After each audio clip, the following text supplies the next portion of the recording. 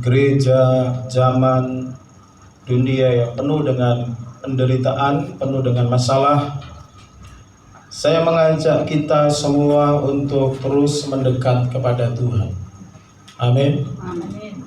Pesan Tuhan minggu yang lalu supaya kita tetap tenang, ya, intim dengan Tuhan, jangan takut dan tetap setia melayani Tuhan. Bapak Ibu Saudara kasih dalam Tuhan, bukan hanya Jogja yang mengalami kesulitan, tetapi seluruh dunia sedang mengalami kesulitan. Seluruh dunia sedang mengalami kesusahan. Tetapi Bapak Ibu Saudara dalam Tuhan, kita harus lari kepada Tuhan. Amin. Kita harus datang kepada Tuhan. Kita harus menyambut Tuhan. Kita harus mencari Tuhan senantiasa. Tentu Bapak Saudara, bahwa Tuhan juga sedang berbicara di seluruh dunia ini melalui peristiwa-peristiwa yang begitu luar biasa. Saudara, sejarah dunia ini sedang dicatat saat ini, bahwa dunia sedang mengalami penderitaan yang belum pernah terjadi. Saudara, banyak orang yang tidak bisa beribadah di gereja karena mereka harus beribadah di rumah. Banyak orang yang tidak bisa bebas pergi ke pasar, tidak bisa bekerja. Saat ini saudara, ada belasan ribu orang yang sudah dirumahkan, tidak bisa bekerja, di PHK. Bahkan sampai puluhan ribu yang sudah dirumahkan. Ini masih di Indonesia, belum lagi di luar negeri, saudara. Nah, saudara dalam Tuhan, kita berada di masa yang begitu sulit, luar biasa. Saudara, bukan hanya masalah corona, tetapi dampak daripada virus yang menginfeksi yang sekarang ini lebih dari 1 juta, saudara. Sudah mendekati seluruh dunia, ya, lebih dari 200 negara. Saudara dalam Tuhan, yang menderita, bahkan ratusan ribu orang sudah terpapar, ya. Di Amerika sendiri sudah lebih dari 200 ribu. Diprediksi saudara, kalau Indonesia tidak hati-hati, ya, kemarin saya membaca melihat di Metro, saudara, tulisan itu di iklan di bawah, kalau Indonesia tidak hati-hati, dibebaskan orang pulang mudik dari Jakarta ke masing-masing daerah, maka Indonesia bisa mengalami terinfeksi lebih daripada Amerika, lebih daripada 200 ribu. Jadi ini saudara bukan main-main memang. Ini sesuatu yang sangat serius. Ada dampak sosial, ada dampak ekonomi. Dan kita berdoa supaya cepat berlalu. Amin, saudara. Amin. Supaya cepat selesai. Kita tidak bisa bebas beribadah, harus dibuat jarak, ya. Saya sama istri aja jaraknya 2 kursi, saudara. Saya mau duduk di samping istri saya, istri sebelah. Saudara, Bu Heru tadi cerita orang dia mau belanja di warung, orang warung penjualnya dia mundur sehingga Bu Heru tersinggung, saudara. Saya bilang jangan tersinggung. Memang sekarang situasinya seperti itu. Saya pernah, saudara, di ATM, saya lagi begini tiba-tiba langsung dia lari di belakang. Untung nggak ada tembok, saudara, di belakang tembok itu cewek itu bisa terbentur, saudara. Ini yang terjadi. Nah, saudara, saya akan menyampaikan pesan Tuhan. Pesan yang saya ambil dari 2 Petrus pasal 3 ayat 1 sampai 18. Pesan Tuhan, saya akan kasih tema yaitu persiapkan diri menyambut kedatangan Tuhan.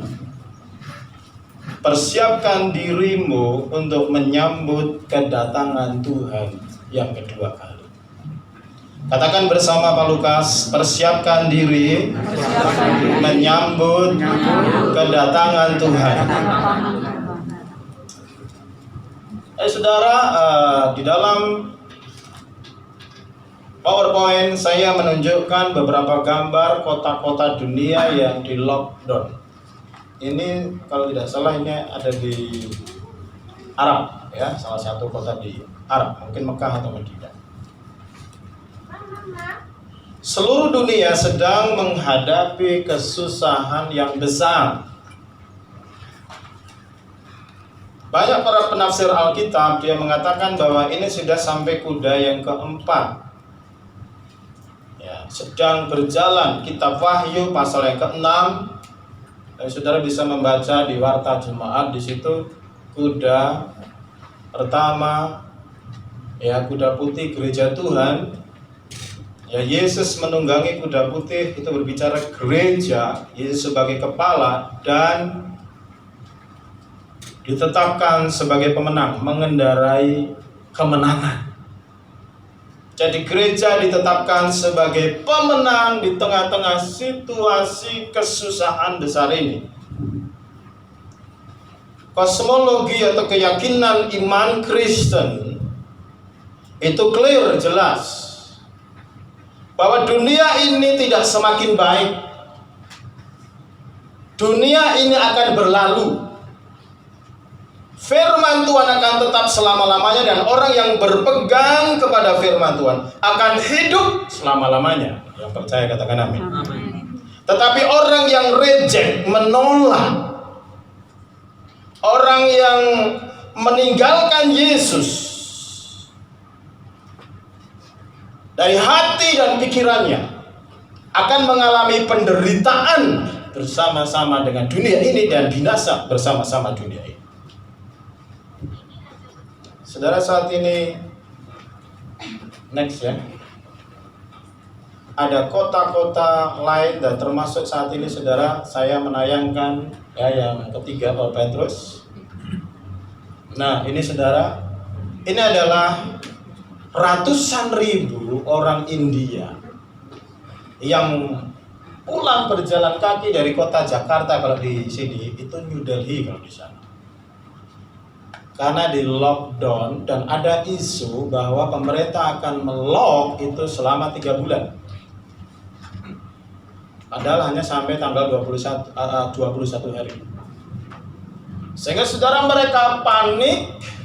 Orang-orang yang hidup di dalam garis kelas bawah, saudara, mereka yang ngontrak di New Delhi, saudara, mereka tidak punya uang untuk membayar kontrakan. Mereka tidak bisa bekerja, mereka tidak bisa berjualan, karena mereka termasuk kelompok orang yang kerja informal, orang yang tidak punya tabungan, saudara, yang bekerja hari ini untuk hidup hari ini.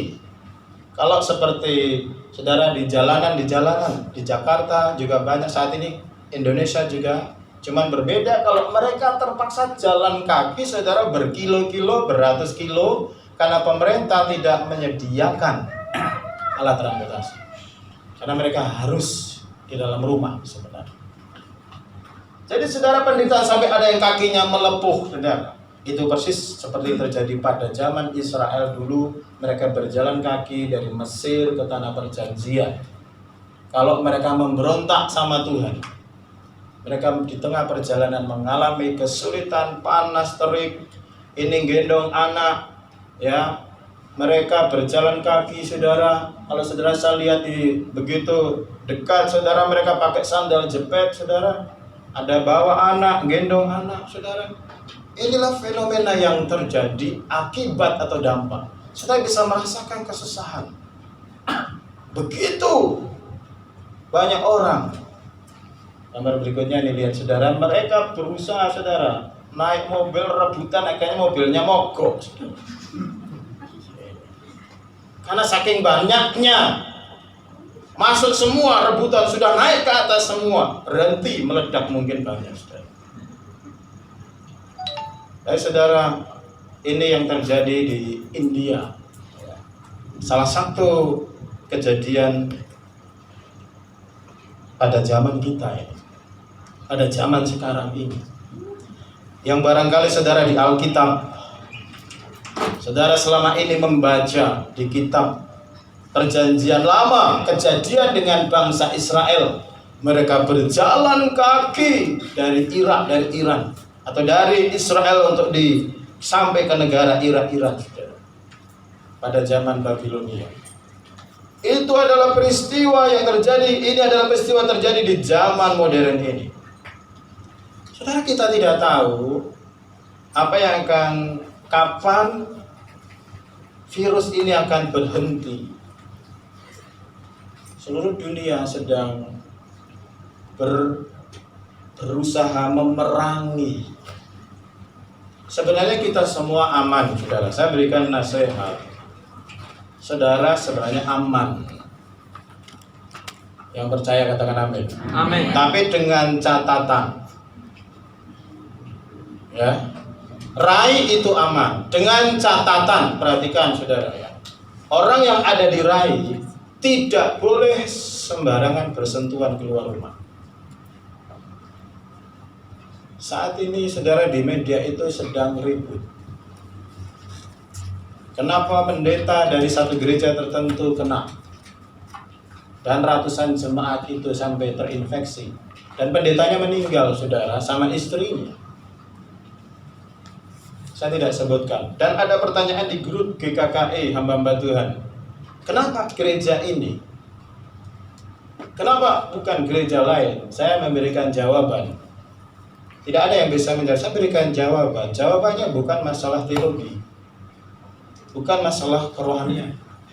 Jawabannya bukan masalah yaitu denominasional. Oh ini gereja GKKI, oh ini gereja Bethel, oh ini gereja yang lain. Saudara, sekarang ini seluruh orang dari kaya sampai miskin, bahkan sampai perdana menteri, istri perdana menteri, presiden dan sebagainya, itu bisa kena, saudara.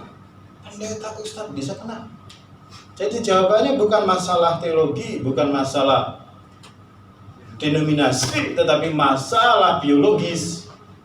Karena sifat virus ini adalah kalau saudara berdekatan, bersentuhan dengan orang yang terinfeksi. Makanya kuncinya adalah kenapa saudara dari Jakarta itu di lock, tidak boleh pulang. Karena di sana itu adalah epicentrum. Pendeta yang tadi sebutkan, dia baru dari Israel. Itu adalah kunjungan ke Israel dengan timnya dan transit di Turki. Di negara Turki transit, di bandara transit, di situ berpapasan. Turki itu ratusan orang terpapar sudah, ribuan. Sehingga dia pulang ke Bandung, tidak tahu apa, belum ada, tidak ada tanda-tanda, dan juga tidak ada dari pemerintah, belum ada. Jakarta hanya 2, saat itu belum ada anjuran untuk social distance. Sehingga apa yang terjadi, dia mengadakan pertemuan di Lembang untuk berdoa. Dan disitulah terjadi penumpangan tangan, impartasi terjadi karena pendetanya kena. Karena dia kena di Turki. Jadi saudara, sebenarnya bukan persoalan rohani, tapi adalah siapa saja saat ini. Makanya saudara, yang paling penting adalah saudara menjaga diri dengan orang asing. Saat ini saya kasih tahu, memberi aware kepada Bu Grit, karena dia pasar kan ramai. Saudara masih pasar enggak? Ke pasar enggak? Pasar. Nah, beberapa enggak, beberapa ke pasar, karena perut pasti harus makan. Betul enggak? Betul. Kalau saudara enggak mati kena virus, saudara mati kelaparan kalau tidak makan. Makanya saudara tetap pasar. Ibu Gret tetap ke pasar. Kalau enggak, anak Rai kelelahan tiba-tiba dia mati. Kok enggak bergerak-gerak? Jangan-jangan virus. Enggak, karena enggak makan 10 hari. Saudara, cuma di pasar itu hati-hati. Karena ada orang yang dari luar, kita sudah tidak ngerti saat ini. Jadi di stasiun, Bagas ini ke stasiun, keluar kota, tidak boleh. Saudara dalam Tuhan, kita ini saudara saat ini sudah di lock. Saudara, setiap kabupaten atau setiap wilayah sudah melok. Maksudnya mereka di screening dengan protokol itu. Jadi nanti yang dari Jakarta mau pulang ke Projo, dari sana sudah dicegat di Butuh katanya. Dari Magelang sudah dicegat, di mana itu? Dari Jogja sudah dicegat. Saudara, ini adalah situasi yang terjadi. Karena saudara kita melihat, kemarin kita memikirkan apakah kita tidak akan ibadah di gereja. Tapi sepanjang, saya tidak tahu apakah Jogja ada kenaikan atau tidak. Kurang lebih terakhir yang saya tahu adalah 27. Sudah 31 katanya. Sudah 31 ya. Nah ini. Tapi masih lambat. Tapi kalau nanti terjadi percepatan, saudara, berarti harus aware, harus hati-hati. Ya, harus hati-hati. Kalau sampai 50, 100, 200, 500, nah ini semakin worse, buruk. Kita kemungkinan nanti saya khotbah hanya dengan 3 orang. Saudara ibadah di rumah masing-masing. Lihat itu. Saya khotbah di rumah saja. Ya. Live streaming. Kita berarti harus betul-betul saudara harus dipenjara. Biar saudara stres semua. Sekarang saja saya jauh-jauh takut saya. Jangan stres. Coba senyum dulu lah kanan kiri. Jangan stres. Amin.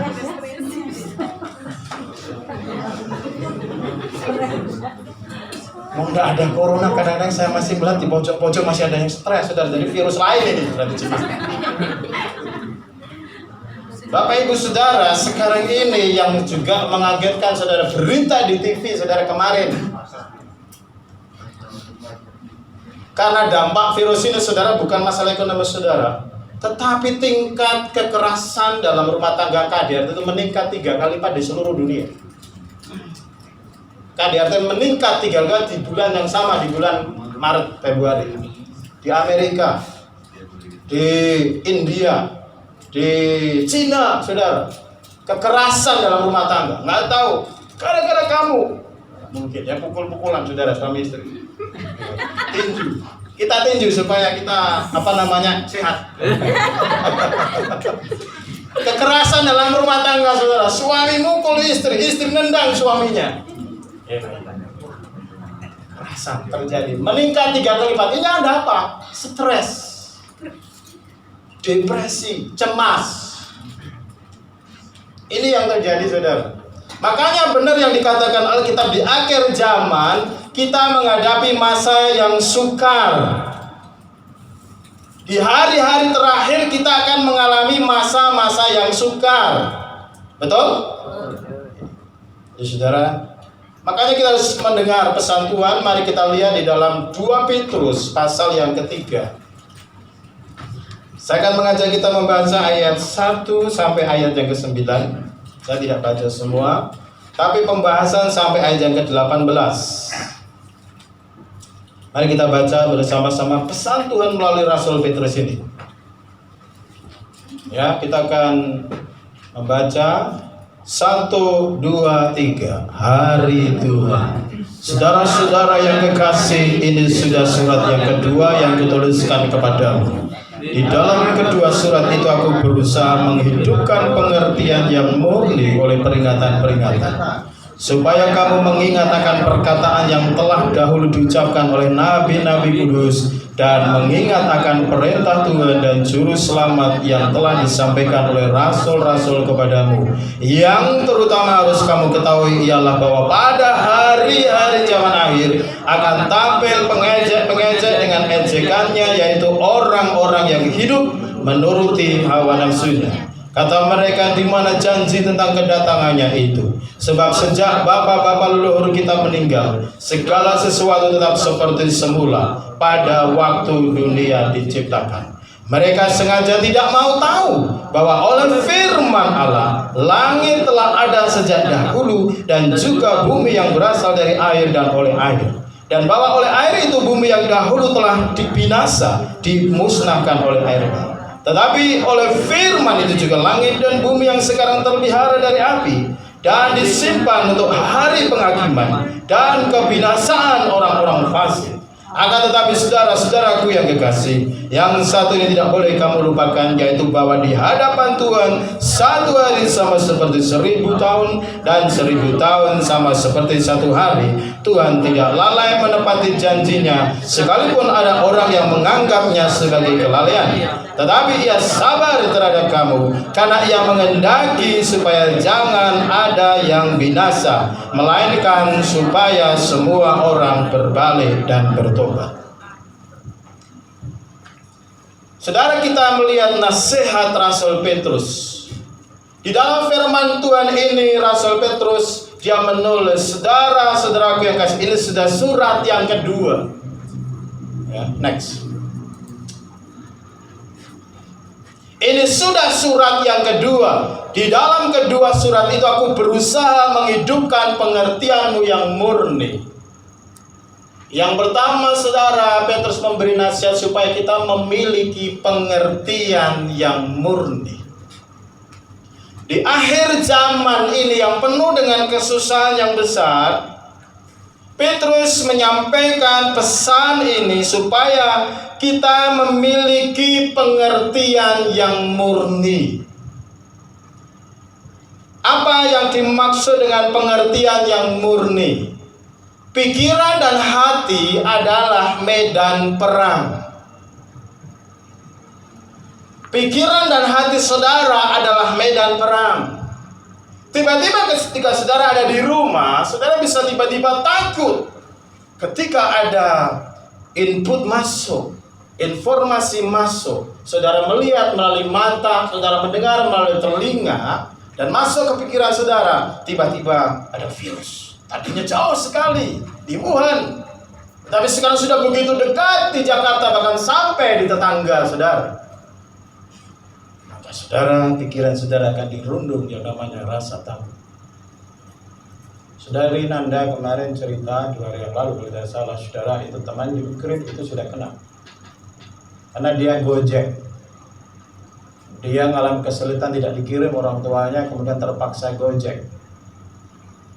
Sehingga melalui Gojek itu dia kena, saudara, sama orang mungkin yang naik. Saudara, pikiran saudara adalah medan perang. Kenapa Petrus mengatakan supaya saudara tetap memiliki pengertian yang murni? Arti murni artinya dalam bahasa Yunani adalah ailiernius, rines, bukan air liur ya. Artinya tidak bercacat, artinya benar, artinya sesuai dengan firman Tuhan, tidak tercemar. Jadi saudara, di sini Petrus yang paling pertama menasihati kita semua dan Tuhan menjaga pikiran dan hati dengan sungguh-sungguh. Dan pikiran dan hati adalah tempat posisi dari worldview atau keyakinan seseorang.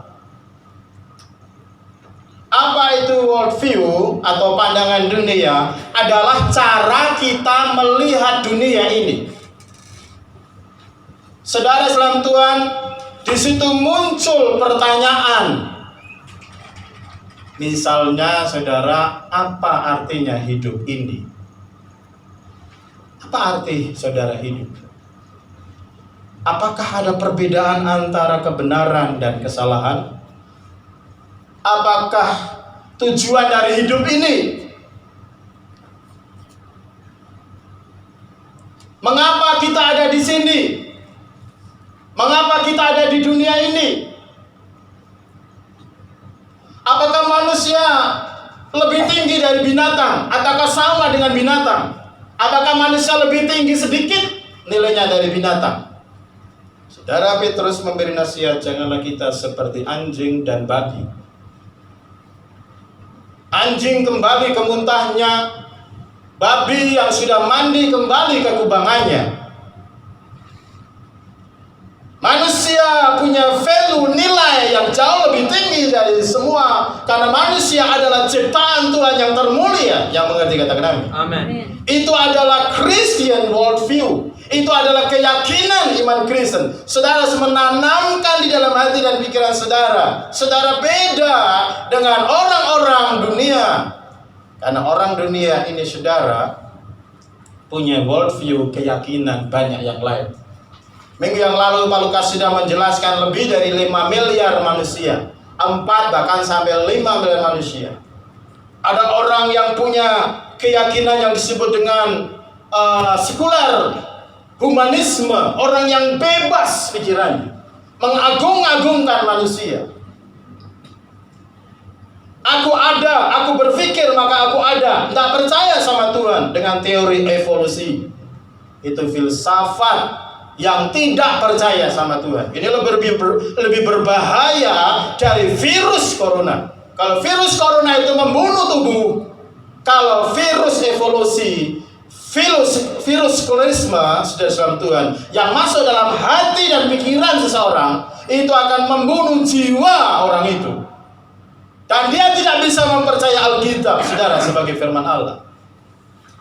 Saudara, baru saja ada, ini bahayanya pikiran dan hati kalau kita tidak punya firman di dalam hati dan pikiran. Baru saja kita kurang lebih minggu yang lalu ada berita yang mengejutkan. Salah satu menteri keuangan di Jerman, di negara bagian Jerman, itu bunuh diri, saudara, karena virus corona ini. Takut Jerman akan mengalami krisis yang luar biasa. Dia orang yang pintar, orang yang cerdas. Dia dikenal sebagai seorang menteri yang pintar sekali. Tetapi ketika dia melihat dunia yang seperti ini, Jerman sudah berapa ribu saudara kena. Saudara, dia bunuh diri karena ketakutan ini. Saudara, pikiran menghasilkan tindakan. Karena worldview-nya adalah sekuler. Orang yang tidak percaya kepada kebenaran firman Tuhan. Jadi virusnya itu adalah membunuh jiwa dan pikirannya. Sehingga fatalistik. Hidup ini meaningless, tidak ada artinya lagi. Hidup ini tidak ada maknanya lagi. Lari dari kenyataan. Saudara, banyak di Jepang, saudara, negara sekuler. Amerika itu kurang lebih sekarang ini yang saudara dalam Tuhan, yang panik, yang stres, depresi, itu dikatakan kurang lebih 50% penduduk Amerika, saudara. Nah, kenapa kok bisa tahu? Karena di sana itu lebih negara maju, jadi penelitiannya begitu cepat sekali. Kenapa, saudara? Karena di Amerika hanya separuh orang yang percaya dan percaya Alkitab dari 350 juta penduduk. Jadi dan dikira bahwa dia adalah Christian nation, bangsa Kristen. Bukan. Lebih dari separuhnya adalah sekuler, Marxis, yaitu ateis, penganut Marxisme, penganut postmodernisme. Semua relatif, semua kebenaran itu relatif, tidak ada yang absolut, tidak ada yang mutlak, tidak ada yang bisa jadi pegangan. Maka saudara sudah stres dengan situasi, makanya banyak psikiater yang penuh. Psikologi problem. Orang takut, orang stres, orang khawatir karena dia tidak punya yang namanya worldview biblical, firman Tuhan di dalam hati dan pikirannya. Maka Petrus memberi nasihat, sebelum aku dipanggil oleh Tuhan. Petrus sudah tahu kapan dia dipanggil Tuhan. Surat ini adalah ditulis menjelang kematiannya.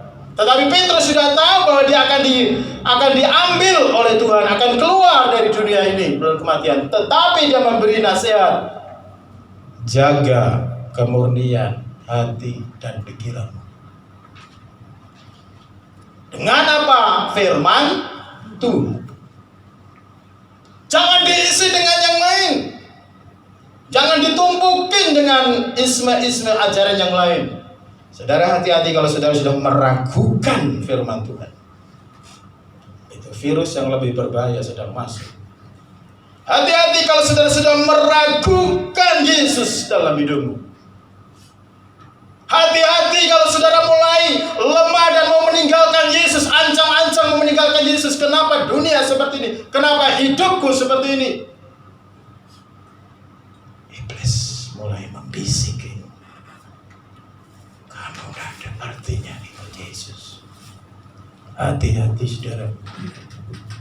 Artinya saudara mulai keyakinan saudara digerogoti. Next.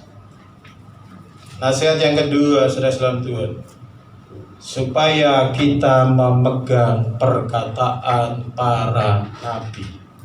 Next. Katakan memegang perkataan para nabi dan Yesus Kristus juru selamat kita. Memegang perkataan para nabi dan Yesus Kristus juru selamat. Pikiran yang murni harus dijaga dengan kita berpegang kepada perkataan para nabi dan Yesus Kristus melalui rasul-rasulnya. Itu di dalam ayat yang kedua. Bapak Ibu Saudara, para nabi artinya saudara semua membaca kitab perjanjian lama, Old Testament, perjanjian lama, yang dipegang oleh orang Israel sampai saat ini, dipegang oleh orang Yahudi sampai saat ini, dari Kejadian sampai kitab Maliaki. Saudara harus mempercayai itu firman Allah. Nilai moralnya harus dipegang, nilai-nilai kebenaran harus saudara pegang menjadi pedoman. Itu nasihat Rasul Petrus. Dan juga perjanjian baru, yaitu kesaksian tentang hidup dan karya Yesus, perkataan Yesus dari keempat Injil itu, Matius, Markus, Lukas, Yohanes, dan juga semua surat para rasul, Paulus dan Rasul Petrus serta Rasul Yohanes. Dipegang dengan baik, dipelajari dengan sungguh-sungguh. Ini nasihat firman Tuhan. Mengingat, mindful artinya sadar dan berhati-hati. Kata mindful itu artinya otak kita, pikiran kita diisi dengan firman Tuhan.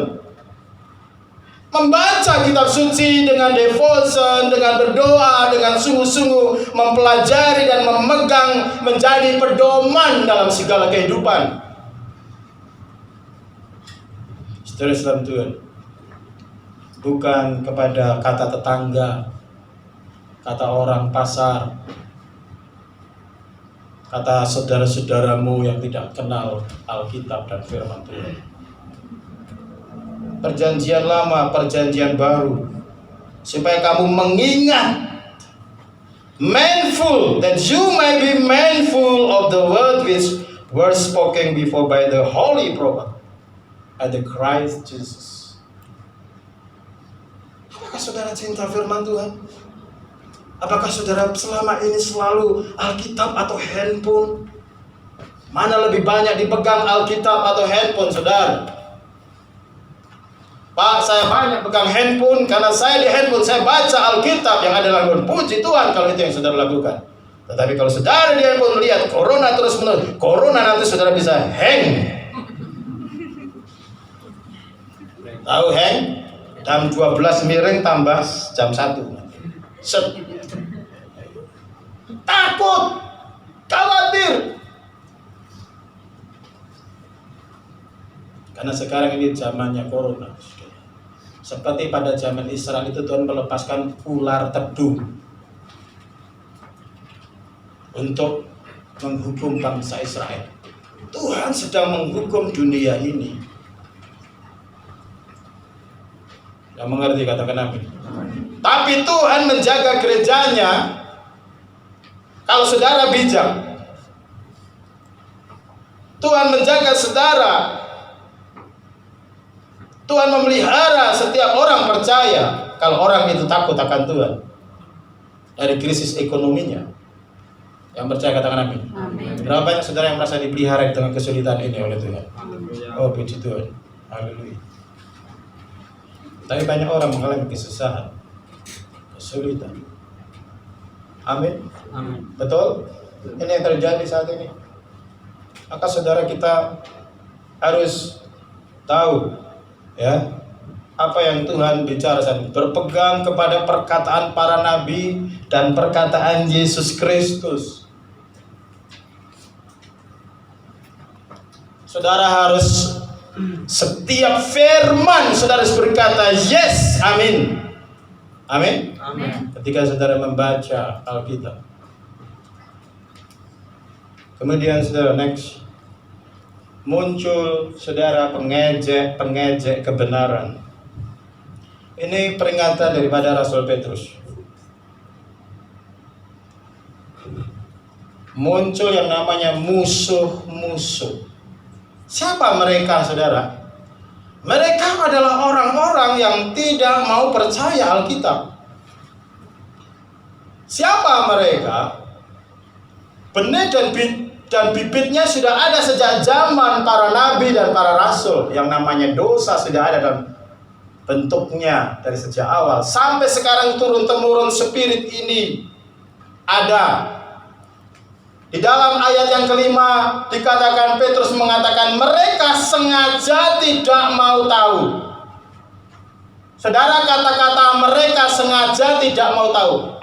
Tuhan sudah memberitahu. Tuhan sudah memberi firman-Nya. Tetapi kalau saudara baca dari Alkitab, dari Perjanjian Baru dan secara khusus Rasul Petrus menulis di sini, saudara, di dalam pasal yang kedua, Tuhan itu memberi peringatan dan menghukum orang yang berdosa. Dunia ini dihukum oleh Tuhan. Dunia ini dihukum sejak zaman dahulu. Alkitab mencatat bahwa Tuhan bertindak menghukum bukan hanya dunia, tetapi Tuhan juga menghukum malaikat yang melawan sama Tuhan. Sepertiga malaikat memberontak. Lucifer itu adalah malaikat yang hebat, tetapi karena dia memberontak sama Tuhan, diusir sama Tuhan dari surga, saudara, dan membawa sepertiga malaikat. Di dalam pasal yang kedua, ayat yang keempat dalam surat Petrus ini, saudara, jikalau Tuhan tidak menyayangkan malaikat-malaikat yang berbuat dosa dan melemparkan mereka ke dalam neraka, dan dengan demikian menyerahkan ke dalam gua-gua yang gelap, menyimpan mereka sampai hari penghakiman. Saudara lihat realitas yang disampaikan firman Tuhan ini. Tuhan itu juga menangkap, menghukum saat ini sebagian malaikat, dimasukkan ke penjara, saudara. Sampai nanti Tuhan datang, akan ada penghakiman atas malaikat ini. Makhluk yang disebut makhluk roh, makhluk yang lebih hebat dari manusia, lebih perkasa dari manusia, saudara. Tapi Tuhan itu juga menghukum pada zaman purba, saudara, yaitu pada zaman Nuh. Petrus mencatat, saudara, Tuhan juga tidak menyayangkan dunia purba, yaitu pada zaman Nuh, hanya menyelamatkan Nuh dan keluarganya. Karena Nuh dan keluarganya hidup benar, hidup taat kepada firman Tuhan. Sedangkan yang lain adalah melawan Tuhan. Kemudian pada zaman Sodom dan Gomora, yaitu pada zamannya Abraham, Tuhan juga menghukum yang namanya kota Sodom dan Gomora karena perzinahan, kota percabulan, kota homoseksual, kota yang disebut lesbian, kota yang busuk, saudara. Ini saudara sampai naik ke surga. Dan akhirnya Tuhan ngomong sama Abraham, aku mau menghukum Sodom dan Gomora. Di dalam Kejadian pasal 19. Karena ada teriakan dari bumi, kejahatannya begitu luar biasa, saudara. Kemudian Abraham bersyafaat sama Tuhan. Tuhan, kalau ada 50 orang Sodom yang takut akan Tuhan, apakah Kau akan menghukum mereka? Tuhan tidak. Akan sampai 10 Abraham menawar. Tetapi saudara, tidak ada 10 orang dari jumlah ratusan ribu kota Sodom yang takut akan Tuhan. Makanya Tuhan menghukum Sodom itu dengan api dan belerang. Jadi bagi saudara, terjadi saat ini clash antara Christian worldview melawan secular worldview. pandangan Alkitab, kita ini saudara, otak dan hati saudara yang sungguh-sungguh sama Tuhan, itu adalah worldview-nya adalah firman Tuhan. Cara melihat dunia ini dengan berdasarkan firman Tuhan. Tindakan kita pun berdasarkan firman Tuhan. Harusnya seperti itu, bukan abu-abu. Kalau orang dunia yang disebut sekuler, mereka memang melawan seperti orang pada zaman Nuh, seperti orang pada zaman Abraham, Sodom dan Gomora, saudara, yaitu hanya Lot yang disebut orang benar dan dua anaknya, saudara. Tetapi istri Lot pun mati, saudara, menjadi tiang garam. Orang dunia bilang itu dongeng, tetapi ilmuwan meneliti itu ada bukti-bukti hukuman Tuhan, dan bahkan patungnya itu ada. Tengkoraknya saja ditemukan, saudara. Itu pada zaman Sodom dan Gomora. Jadi memang Tuhan sedang menghukum pada zaman itu karena dosa mereka. Tetapi ada musuh-musuh yang sengaja mereka tidak mau percaya firman Tuhan. Mana Tuhan tidak datang-datang? Mereka sengaja tidak mau tahu. Dari dulu sampai sekarang, mana langit tetap ada, bumi masih ada.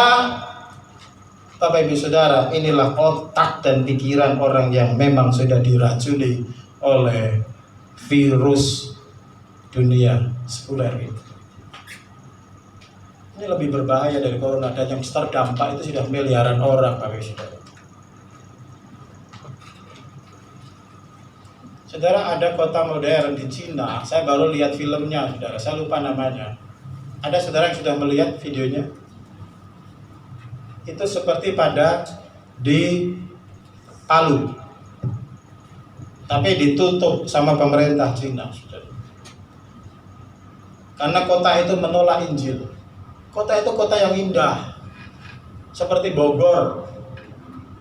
Jadi semua orang-orang kaya itu pleasure, senang ke sana, banyak duitnya, ke pantai pijat, hotel-hotel, restoran, hidup dalam perzinahan dan sebagainya. Injil masuk ditolak, saudara. Injil masuk ditolak, Injil masuk ditolak. Akhirnya saudara, Tuhan menggoncang, yaitu gunung yang di sebelah kanan dan sebelah kirinya, saudara, dan menutup itu kota itu. Ratusan ribu orang mati, saudara. Itu baru saja terjadi tahun 2009. Tahun 2008, 2009. Itu tidak pernah kita dengar, karena memang negara komunis ditutup. Jadi saudara salam Tuhan, bahwa mereka siapa itu adalah orang-orang yang sengaja tidak mau tahu bahwa langit dan bumi ini dicipta Tuhan. Mereka tidak percaya bahwa Tuhan pernah menghukum dunia ini. Dan mereka tidak percaya juga bahwa Tuhan akan menghukum dunia ini dengan api dan belerang, ya, di dalam ayat yang ketujuh. Saudara, kita sedang yang namanya hidup di era sangat modern, tetapi juga era menjelang kedatangan Tuhan. Saudara harus hidup sungguh-sungguh di hadapan Tuhan. Yang mengerti, katakan amin. Amin. Saudara tidak boleh main-main dalam kehidupan iman, saudara. Saudara, bagaimana nasihat firman Tuhan? Saudara harus mengecek pikiran saudara sendiri, keyakinan saudara. Apakah abu-abu? Apakah orang saudara suka kompromi seperti orang dunia? Memang di Indonesia tidak terlampau mencolok. Kalau di Amerika, saudara, terjadi perdebatan, saudara, secara terang-terangan bahwa Alkitab ini bukan firman Allah. Kalau di Indonesia tidak ada perdebatan terang-terangan, hanya di dunia pendidikan, university, saudara. Tetapi di bawah, dalam kehidupan sehari-hari, banyak orang yang hidupnya melawan firman Tuhan.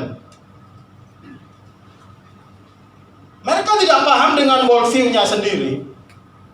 Dia tidak paham dengan keyakinannya sendiri. Tapi tindakannya mencerminkan bahwa hidupnya tidak percaya sama Tuhan. Saudara, sebagai orang Kristen, banyak orang yang bajunya Kristen. Saya bisa melepas jas saya, saudara, seperti ini. Banyak orang Kristen di gereja ibadah, tetapi dalam hidup sehari-hari di rumah berbeda dengan seperti di gereja dengan firman Tuhan. Jadi kekristenannya seperti jas itu ditanggalkan, keyakinannya tidak sampai ke dalam kepada Tuhan. Itu saudara banyak sekali.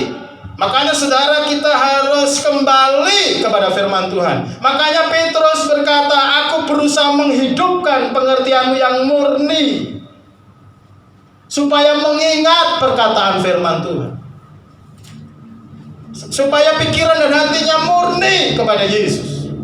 Jangan dicemari oleh dunia ini, saudara. Karena dunia ini hidup dengan hawa nafsunya. Saudara, makanya ada pesan. Mari kita lihat sikap nasihat daripada Rasul Petrus ini. Yang pertama, saudara, keep in holiness. Katakan keep in holiness. Keep in holiness. Atau tetap hidup dalam kekudusan. Ini adalah pesan yang pertama dari firman Tuhan ini. Saudara lihat di dalam ayat yang ke-10, mari kita baca bersama-sama ayat 10 dan 11. Ya, kita akan baca 1, 3. Tetapi hari Tuhan akan tiba seperti pencuri, dan pada hari itu langit akan lenyap dengan gemuruh yang dahsyat, dan unsur-unsur dunia akan hangus dalam nyala api, dan bumi dengan segala yang ada di atasnya akan hilang lenyap. Saudara, sebelum saudara lanjutkan, ini yang disebut kosmologi Alkitab. Dunia ini yang disebut kosmos, alam semesta ini akan mengalami yang namanya chaos, yaitu karena hukuman Tuhan. Gemuruh dahsyat dari langit, bukan hanya bumi. Unsur-unsur dunia akan hangus dengan api, dan semua yang ada di atasnya akan hilang lenyap. Saudara, tadi kota-kota yang indah, tapi itu akan hancur. Amerika sudah menciptakan film-film tentang hari akhir, saudara. Dan itu berusaha mencocokkan seperti yang Alkitab disampaikan. Kita tidak boleh main-main dalam kehidupan rohani kita. Saudara lihat ya selanjutnya dalam ayat 11, 1, 3. Jadi jika segala sesuatu ini akan hancur secara demikian, betapa suci dan salehnya kamu harus hidup, yaitu kamu yang menantikan dan mempercepat kedatangan hari Allah. Pada hari itu langit akan binasa dalam api, dan unsur-unsur dunia akan hancur karena nyalanya. Baik saudara, pesan yang pertama, sikap rohani yang pertama yang kita semua harus miliki adalah keep in holiness, atau tetap hidup dalam kekudusan dan kesalehan. Kalau dunia ini akan hancur sedemikian rupa, Tuhan memberi peringatan yang disebut anticipate atau antisipasi rohani. Saudara Tuhan, karena virus itu bergerak dengan sangat cepat penularannya, maka kita mengantisipasi cuci tangan. Saudara tadi waktu masuk cuci tangan enggak? Cuci tangan enggak? Dan salamnya begini kan? Enggak usah sentuhan, jangan tersinggung ya Bu Heru. Karena memang itu adalah protokolnya, aturannya. Kalau Jepang memang modelnya tradisinya begini, tiap hari. Jadi bukan waktu corona saja. Ya. Ini. Nah, saudara, kita ada jarak.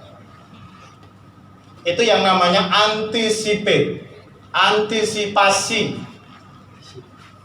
Saudara tidak pergi kemana-mana di rumah.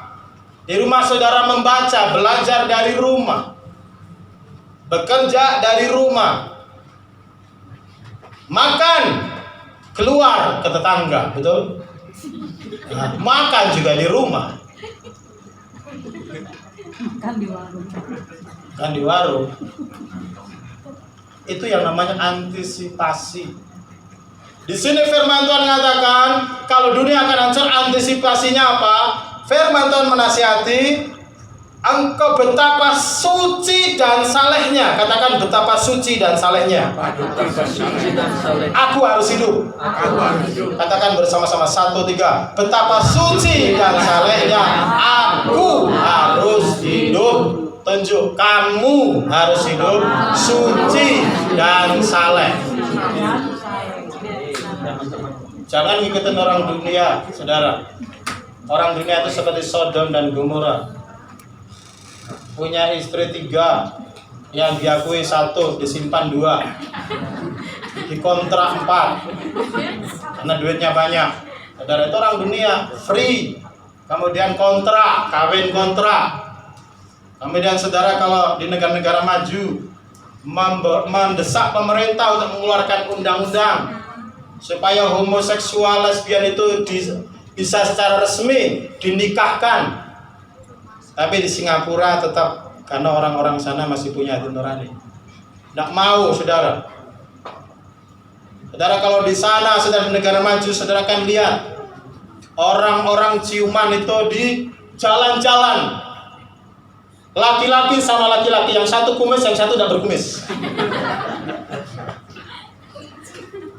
Saudara, kemudian perempuan sama perempuan gandeng-gandengan. Itu benar. Dion, kamu jangan lihatnya seperti itu. Itu benar itu. Kamu belum pernah sampai ke Bali kan? Belum sampai ke mana itu, Gili Trawangan kan? Singapura, apalagi luar negeri, itu sudah seperti Sodom dan Gomora. Jangan saudara berpegang kepada yang seperti di film-film. Oh, film itu boleh kok, bebas ya, saya tak nyontoh, bebas.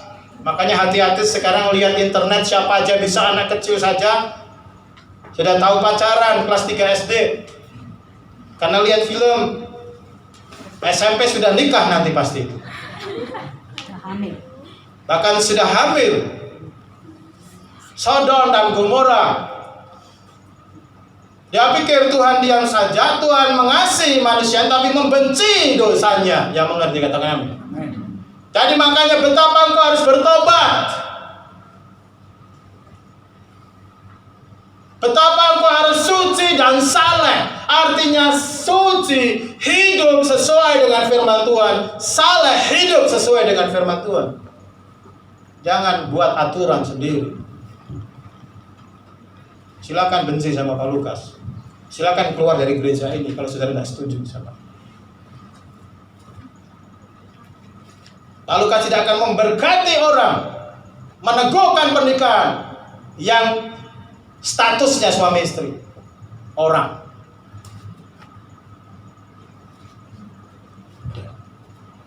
Perzinahan, saya tidak mau melawan firman Tuhan. Jangan kita hidup dalam kecemaran. Firman Tuhan mengatakan manusia ini sudah sangat rusak.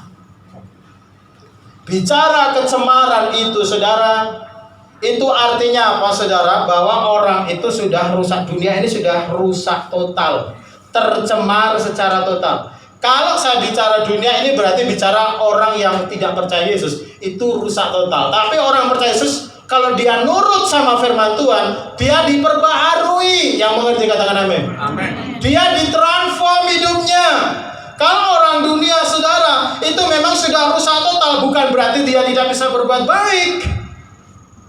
Dia masih bisa berbuat baik, tapi seluruh sistem kehidupannya, pikirannya, kehendaknya, tubuhnya melawan firman Tuhan, dan dia melakukan akhirnya menjadi sebuah kejahatan. Itu yang seperti terjadi di Sodom dan Gomora.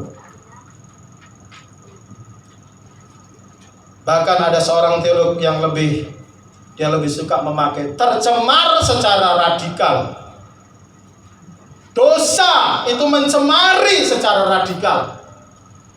Kenapa? Bukan ekstrim, tetapi radikal itu lebih tepat karena dari kata radik itu akar atau engsel. Jadi sampai tingkatan akarnya. Jadi saudara, dunia ini sudah berdosa. Saudara berdosa. Kita ini berdosa. Kalau di luar Yesus kita akan binasa. Karena dosanya bukan hanya sampai nempel di baju saudara, di kulit saudara. Dosanya itu sampai merasuk ke hati dan pikiran saudara. Seperti kanker, itu sampai ke dalam saudara.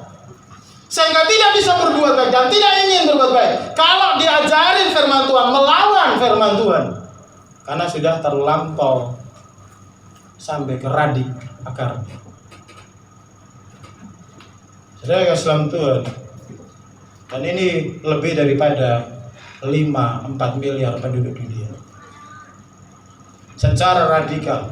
Kecuali orang di dalam Yesus. Kalau saudara di dalam Yesus, saudara sudah dikuduskan. Cuman kalau saudara memberontak, makanya firman Tuhan mengatakan saudara, janganlah kita seperti anjing dan babi. Di dalam pasal yang kedua, Rasul Petrus mengingatkan semua orang percaya.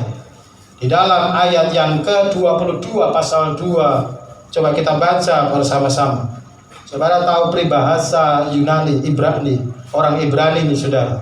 Peribahasa orang Ibrani. Kita baca ayat 22, 1, 2, 3. Bagi mereka cocok apa yang dikatakan peribahasa yang benar ini. Anjing kembali lagi ke muntahnya, dan babi yang mandi kembali lagi ke kubangannya. Maaf saudara, ini menjijikkan sebenarnya. Tapi apakah saudara pernah lihat anjing makan muntahnya? Pernah? Dan saudara, orang yang benar, kita ini udah tahu kebenaran, kemudian kita ini melawan kebenaran. Saudara melawan kebenaran, hidup lagi seperti manusia lama, orang yang tidak mengenal Tuhan, itu peribahasa ini cocok. Karena anjing kembali ke muntahnya, atau babi kembali ke kubangannya. Saudara pernah lihat babi dikasih pakaian yang bagus? Babi putih, babi ngepet putih ya, kasih pita, kasih ginco, dan di ginco aja udah merah itu bibirnya, ya. Setelah itu saudara, dia suruh nari-nari di situ. Wah, semua tepuk tangan. Setelah semua pada tidur, babi ini ke belakang mandi di air yang comberan. Jadi semua bajunya hancur, saudara. Kotor kembali. Ini gambaran daripada manusia yang di luar Yesus, yang disebut rusak radikal. Kerusakannya itu sudah sangat parah, tercemar secara radikal. Makanya Tuhan berfirman, tidak ada yang benar. Sodom dan Gomora akhirnya dihukum sama Tuhan. Maka saudara Rasul Petrus menasihati, keep in holiness. Jaga hidup dalam kekudusan, kesucian, kesalehan. Karena dunia ini akan dihancurkan sama Tuhan. Di dalam Matius pasal 5 ayat 8, berbahagialah orang yang suci hatinya, karena mereka akan melihat Allah. Berbahagialah orang yang suci hatinya, karena mereka akan melihat Allah. Saudara akan bisa melihat Tuhan, akan merasakan hadirat Tuhan kalau hati dan pikiran saudara suci, imajinasi saudara suci, pikiran saudara suci, tindakan saudara suci. Imajinasi saudara juga suci. Jadi saudara salam Tuhan, mari kita bersinar, tetap menjaga yang namanya kesucian. Salam kanan kiri, ya pakai begini. Jaga kekudusan. Amin. Kemudian yang kedua, keep in peace with God. Katakan keep in peace with God. Dalam ayat yang ke-14, pesan yang kedua adalah, coba kita baca ayat 14, 1, 2, 3.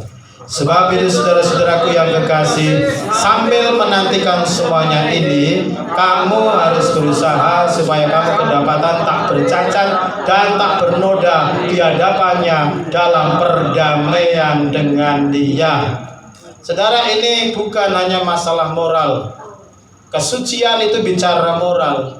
Tapi kalau di dalam ayat 14 ini, berdamai dengan Tuhan, itu keseluruhan hidup saudara. Menjaga yang namanya damai dengan Tuhan. Jangan bermusuhan dengan Tuhan. Yang mengerti katakan amin. Jangan hidup saudara cacat. Jangan saudara hidup dalam noda. Ini bicara hati kita, bicara motivasi di dalam hidup. Saudara, ini lebih daripada masalah moralitas. Dosa bukan hanya masalah moralitas.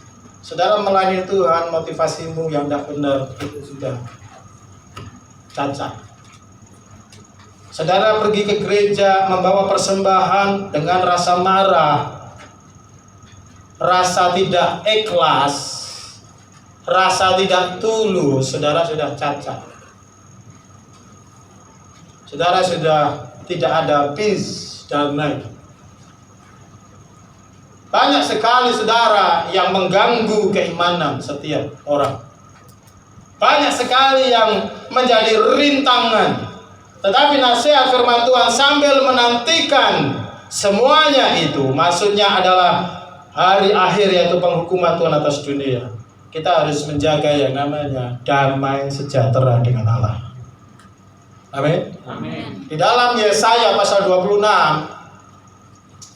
ya, orang yang hatinya teguh, ayat 2, itu akan dijaga Tuhan dengan damai sejahtera. Orang yang hatinya percaya, orang yang hatinya teguh, sungguh-sungguh sama Tuhan. Saudara selamat Tuhan, banyak orang memusuhi Yesus sekarang ini. Melalui apa? Melalui hidup dalam hawa nafsu dunia. Jadi kita saudara harus hati-hati anak-anak Tuhan. Kalau bicara dunia, memang dunia sudah memusuhi Yesus. Dunia membenci Yesus.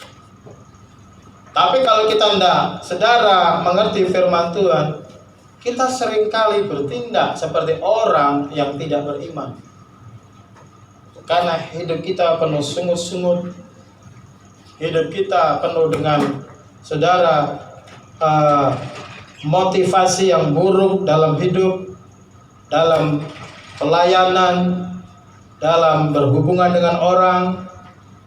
Saudara, tidak ada kasih, ya, sehingga kita melawan Kristus menjadi batu sandungan. Saudara, ini yang menyebabkan relasi kita dengan Tuhan seringkali menjadi terganggu. Dosa itu mengganggu hubungan dengan Tuhan. Jadi yang pesan yang kedua adalah supaya menjaga damai sejahtera dengan Kristus melalui hidup dalam firman, hidup dalam kebenaran, teguh di dalam firman. Amin, saudara. Amin. Yang ketiga, saudara, kita lihat pesan yang ketiga adalah ayat yang ke-17. Mari kita baca bersama-sama, yaitu keep in faith atau tetap teguh berdiri dalam iman. Mari kita akan baca ayat yang ke-17. 1, 2, 3. Tetapi kamu saudara-saudaraku yang kekasih, kamu telah mengetahui hal ini sebelumnya. Karena itu waspadalah, supaya kamu jangan terseret ke dalam kesesatan orang-orang yang tidak mengenal hukum, dan jangan kehilangan peganganmu yang teguh. Jadi keep in faith, katakan keep in faith. Jadi tetap menjaga, tetap percaya kepada Tuhan. Jaga kekudusan, jaga damai sejahtera dengan Allah, jaga iman tetap teguh. Yaitu apa? Yaitu berpegang erat kepada ortodoksi Alkitab. Jangan mau disesatkan oleh ajaran-ajaran lain. Apa artinya ortodoksi? Artinya keyakinan para rasul, keyakinan para nabi. Apa yang Alkitab katakan? Jangan sampai saudara disesatkan oleh dunia ini, oleh pandangan-pandangan dunia ini, oleh keyakinan-keyakinan orang yang tidak menghormati, yang tidak percaya kepada Kristus. Karena saudara, kalau orang meninggalkan Yesus, dia akan binasa. Kalau saudara terseret karena ada guru-guru yang mengajar saudara yang bukan firman Tuhan yang diajarkan, saudara lebih suka dengar dongeng-dongeng nenek tua, Saudara lebih suka mendengar ajaran-ajaran yaitu dari sinetron-sinetron yang buruk. Tidak semua sinetron jelek. Ada sinetron yang punya nilai-nilai Kristiani yang bagus. Tapi ada sinetron-sinetron yang mengajarkan, film-film yang mengajarkan Hollywood yang menyesatkan, menyarat itu namanya. Makanya Petrus itu dia memakai istilah jangan terseret.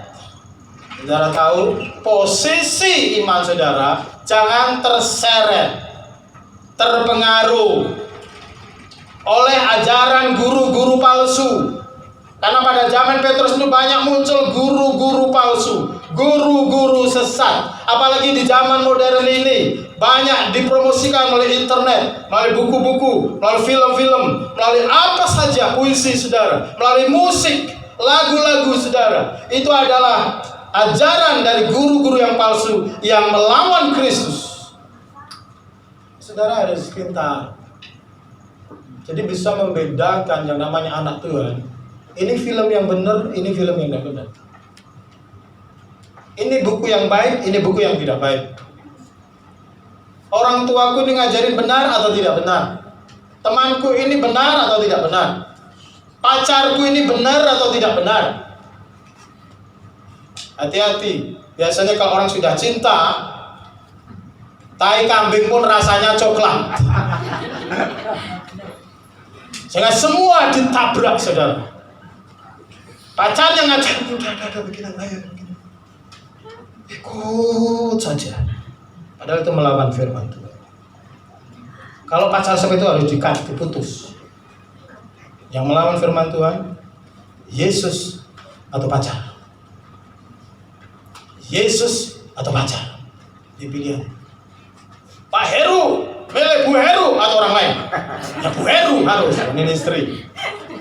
Kalau saudara masih pacaran, kalau pacarmu menyesatkan engkau, putus. Yang mau katakan amin. Amin. Bu Heru tidak boleh amin, Bu Heru. Yang sudah menikah nggak amin. Ini yang muda-muda, Yang belum menikah. yang belum menikah. Pacar-pacar yang melawan firman Tuhan diputus. Daripada saudara masuk neraka, kena hukuman bersama Sodom dan Gomora. Istri Lot itu melawan pesan Tuhan. Jangan nengok ke belakang. Di belakang dia nyimpan harta emas yang banyak, saudara. Dia sudah harus lari. Malaikat bilang, kalau kamu lari ke kota itu, jangan nengok ke belakang. Lot dan anaknya dia lari dan tidak nengok belakang.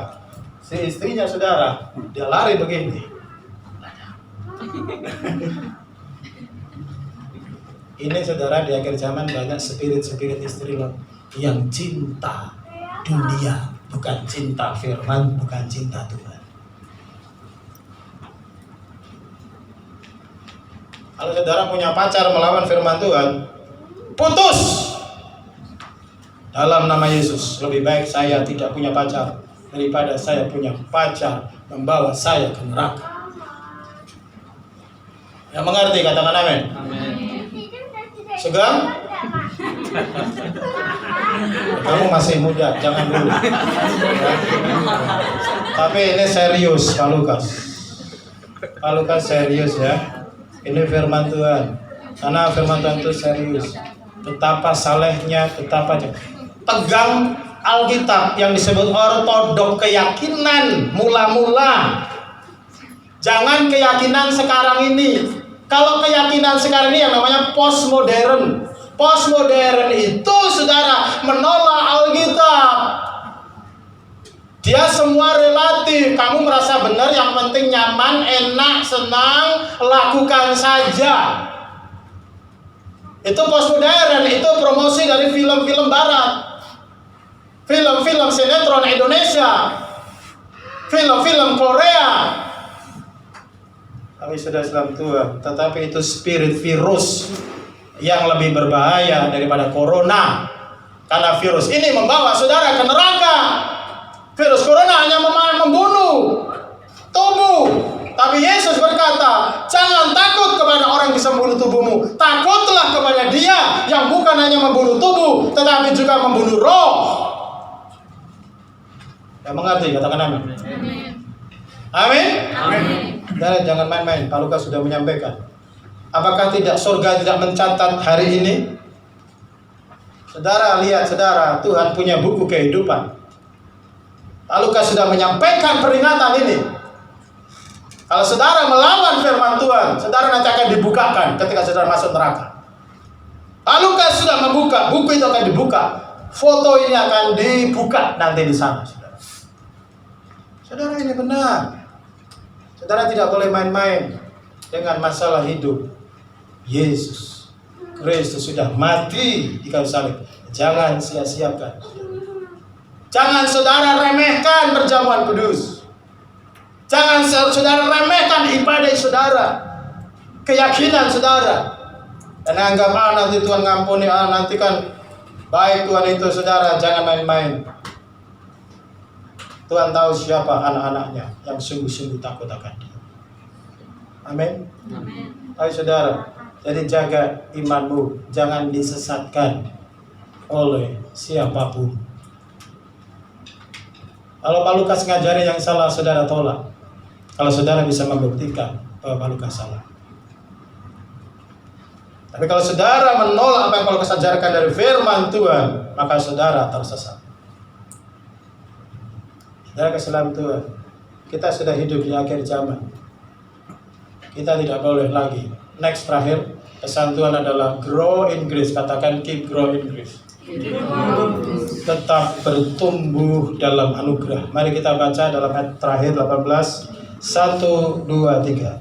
Tetapi bertumbuhlah dalam kasih karunia dan dalam pengenalan akan Tuhan dan Juru Selamat kita Yesus Kristus. Baginya kemuliaan sekarang dan sampai selama-lamanya. Tuhan mau kita bertumbuh. Katakan bertumbuh. Bertumbuh bagaimana? Saudara, bertumbuh dalam kasih karunia. Jangan mengandalkan kekuatanmu sendiri dalam hidup ini. Andalkan Kristus. Amin. Saudara bersandar kepada salib Kristus.